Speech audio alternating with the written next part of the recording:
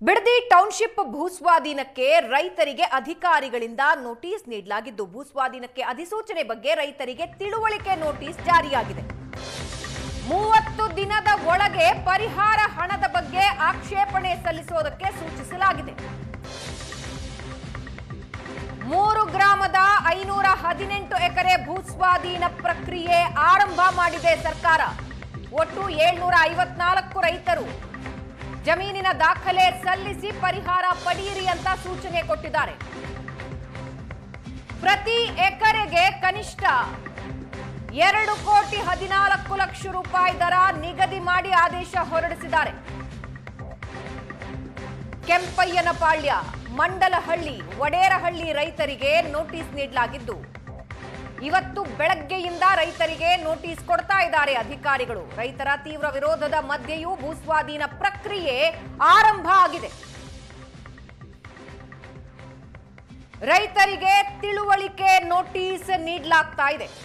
ನೀಡ್ತಾ ಇರೋ ಪರಿಹಾರದ ಬಗ್ಗೆ ಏನಾದರೂ ಆಕ್ಷೇಪಣೆಗಳಿದ್ರೆ 30 ದಿನದ ಒಳಗೆ ತಿಳಿಸಿ ಅಂತ ತಿಳುವಳಿಕೆ ನೋಟಿಸ್. 3 ಗ್ರಾಮಗಳ 518 ಎಕರೆ ಭೂಸ್ವಾಧೀನ ಪ್ರಕ್ರಿಯೆಯನ್ನ ಸರ್ಕಾರ ಶುರು ಮಾಡಿಕೊಂಡಿದೆ. 754 ರೈತರು ತಮ್ಮ ತಮ್ಮ ಜಮೀನಿನ ದಾಖಲೆಗಳನ್ನ ಸಲ್ಲಿಸಿ ಪರಿಹಾರ ಪಡ್ಕೊಳ್ಳಿ ಅಂತ ಸೂಚನೆ ಕೊಟ್ಟಿದ್ದಾರೆ.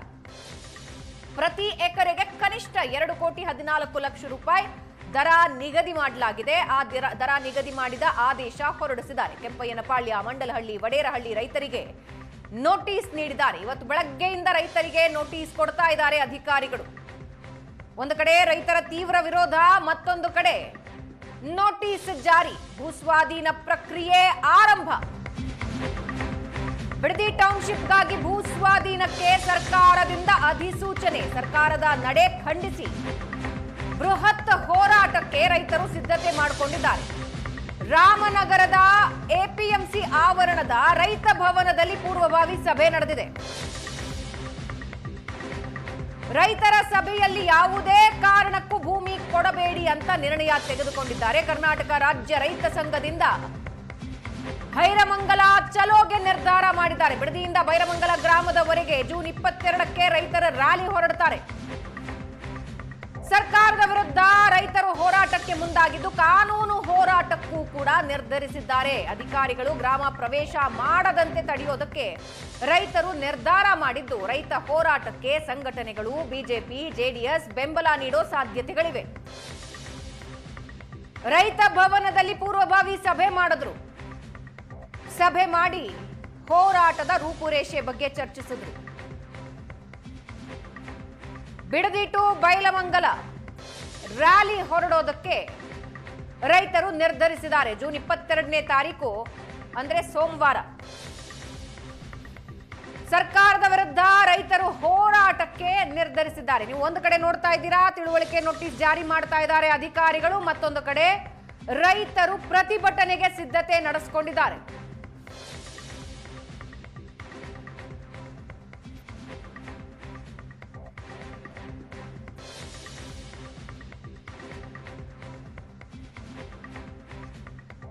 ಮೂರು ಕಂದಾಯ ಗ್ರಾಮಗಳ ರೈತರಿಗೆ ತಿಳುವಳಿಕೆ ನೋಟಿಸ್ ನೀಡ್ತಾ ಇದ್ದಾರೆ ಅಧಿಕಾರಿಗಳು.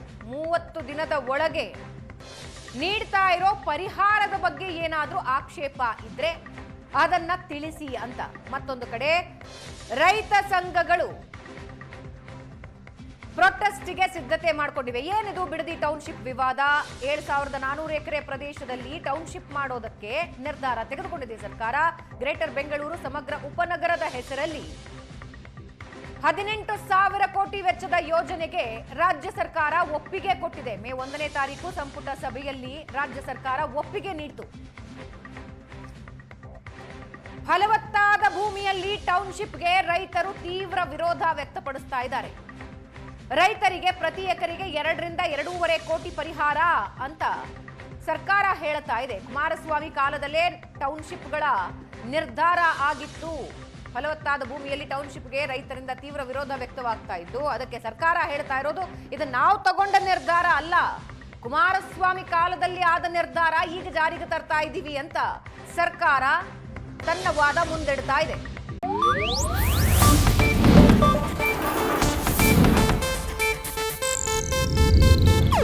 ಇದು ಏಷ್ಯಾನೆಟ್ ನ್ಯೂಸ್ ನೆಟ್ವರ್ಕ್ ಪ್ರಸ್ತುತಿ.